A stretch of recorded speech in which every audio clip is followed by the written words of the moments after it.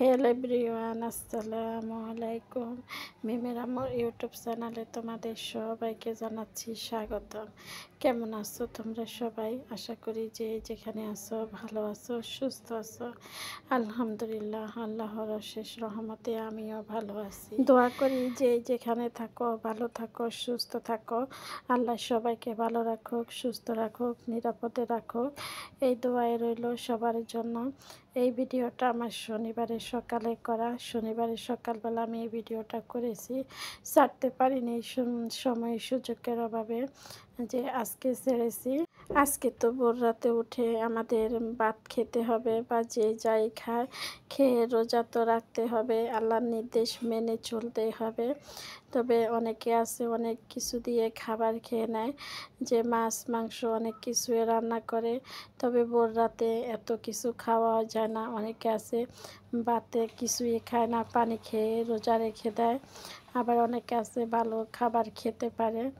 যে আমি আসলে কি বলবো, ঘুম থেকে উঠে একদম খাবার খেতে ভালোই লাগে না।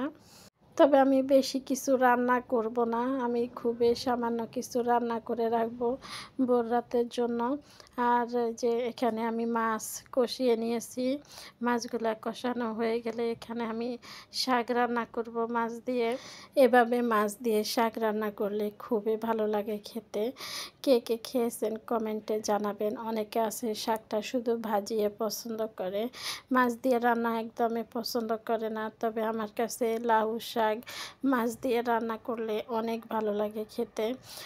সিম আলু শাক ভাজি করলেও খেতে ভালো লাগে, তবে এভাবে মাছ দিয়ে রান্না করলে আমার কাছে সবচেয়ে বেশি ভালো লাগে। শাকটা একদম শুকনো শুকনো থাকবে, খেতে কিন্তু খুবই ভালো লাগে খেতে। আর এখানে আমি কিছুটা আলু দিয়ে দিছি লাউ শাকের মধ্যে। এভাবে আলু দিয়ে রান্না করলে কিন্তু অনেক ভালো লাগে। আলুটা আমি একটু কষিয়ে নিয়েছি, আগে আলুটা দিয়ে দিছি, এবার শাকগুলা দিয়ে দিব। শাকগুলো আমি দিয়ে ঢাকনা দিয়ে ডেকে রেখে দিব। শাকটা কিন্তু খুবই সুন্দর সবুজ সবুজ থাকবে। অনেকে আছে ভোর রাতে শাক দিয়ে ভাত খায় বা ভর্তা দিয়ে ভাত খেতে খুবই পছন্দ করে। তবে আমি আবার এই শাক দিয়ে ভাত খেতে পারি না, যে ভোর রাতে ঘুম থেকে উঠে শাক ভর্তা এগুলো দিয়ে ভাত খেতে ভালো লাগে না। অনেকে আছে পছন্দ করে। আমি যদি ভোর রাতে খাবার খাই তখন যে শুকনা মাছ তেলের মধ্যে ভাজা মচমচা করে রেখে দিই, ওই মাছটা দিয়ে শুকনা মরিচ দিয়ে ভাত খেতে কিন্তু খুবই ভালো লাগে।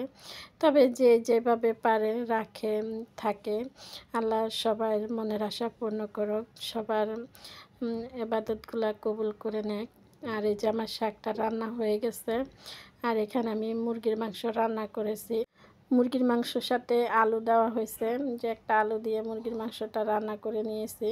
খুবই সুন্দর একটা কালার আসছে, দেখতে কিন্তু খুবই সুন্দর দেখাইতেছে। আমার দুইটা রান্নাই হয়ে গেছে, এখান দিয়ে শাক রান্না হয়ে গেছে। আর পাশের চুলায় আমি মুরগি রান্না বসাই দিয়েছিলাম, যা দেখানো হয়নি।